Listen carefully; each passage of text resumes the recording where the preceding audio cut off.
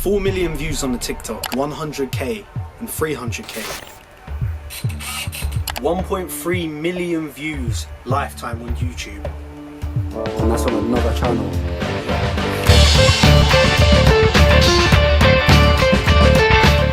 What I just did there is a viral engaging hook.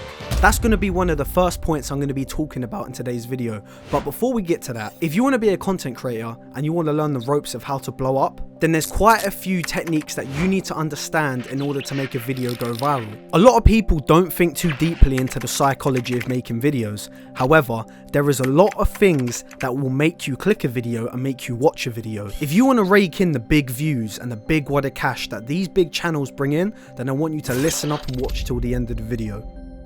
Like I previously just mentioned, viral engaging hooks.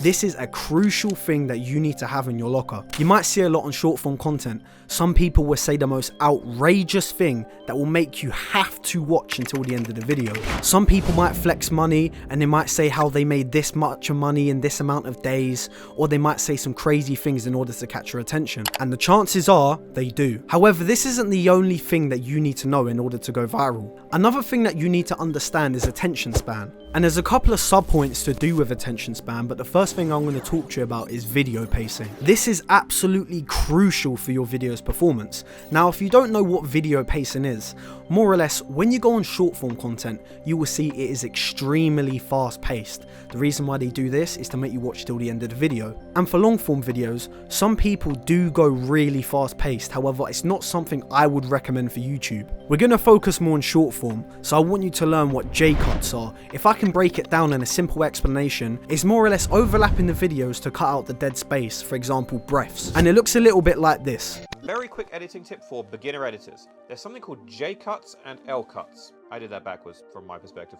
Anyway, the point is, we humans are not that bright, so our brains can only really process like one audio change or one video change at the same time. Otherwise, it feels very jarring and you get taken out of the emotion. So what you want to do is basically overlay or underlay the audio or the video in a J or L cut. See how on the timeline it looks like a J or an L? In an L cut, you'll cut the video to the other person before the audio has finished talking. As in local area network. Local area network. Well, that's a terrible impression. In a J cut, it will cut to the other person a fraction of time later than the audio starts them talking. You might think this has little impact to do with your video's performance. However, this is the difference between an 100k video and a 10 million view video. So we have down engaging hooks, we have down attention span, but let's talk about the elephant in the room, captions. Now, captions are a very big factor when it comes to blowing up a video, especially in short form. You see, a lot of people would just put captions on a screen. This will not perform good. So this is why you need to learn on how to do captions effectively. One thing I've personally done every single time I use captions, and it's always worked out no matter what the channel, is I use pop-ins and I match colors to emotion. Now, when you go on TikTok, you might see the little pop-in effects on the middle of the screen. You would be so surprised on the difference that it makes from having static captions. When you see a pop-in effect, it looks extremely satisfying to the eye.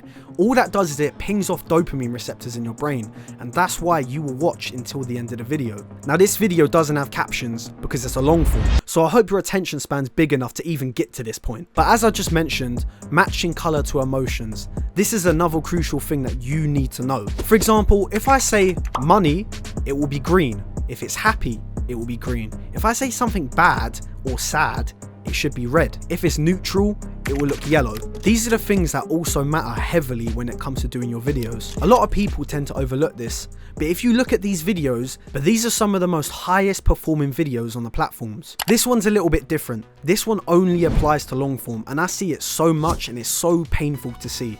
It's about staying on topic. If you want to kill your average view duration, then go ahead, go off topic. But one of the biggest factors when it comes to YouTube analytics on blowing up a video is average view duration. You want it to be minimum 40%, but you want to aim between 40 and 50. Staying on topic is one of the most important things on this list, because you people have clicked on my video about the psychology on going viral. If I started talking about a football team, you would leave. But let's take a step back.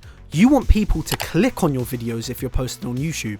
And arguably the most two important things on this list to blow up is titles and thumbnails. If you can't even get someone to click on your video, then there's no point implementing none of these techniques. I see people doing this wrong every single day and it hurts me so bad to watch it. But don't worry, you ain't gonna be like them. This is why I'm gonna tell you how to write a good title and how to master thumbnails. When it comes to titles, you need to make sure it sounds kind of crazy, but it cannot whatsoever be misleading. There's a big difference between clickbait and misleading. Clickbait is when you emphasize the title. It seems a bit more extreme than it actually is. However, misleading is when it has absolutely zero relation to the video. You want your titles to be not too short and not too long. It needs to be that perfect sweet spot so it rolls off the tongue a little bit. And it needs to be kind of mysterious.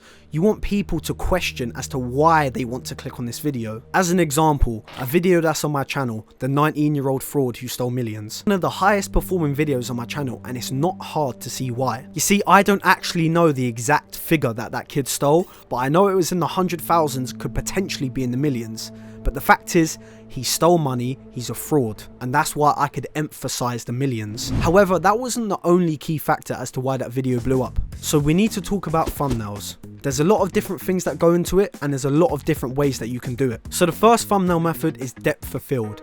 Now, this can be something that's extremely close up, so this thing will pop at you, or it will be something really small next to something really big, and this is for comparison. It's another satisfactory thing in the brain. If you look on my Warren Buffett video, you'll see that his face is extremely close, there's a dollar bill next to him, and there's a dollar bill that's behind him. The dollar bill is extremely close to him as it catches attention. But if you look at Mr. Beast's video where he's stranded 7 days at sea, you can see he's extremely small in comparison to the sharks that are circling around him. And guess what?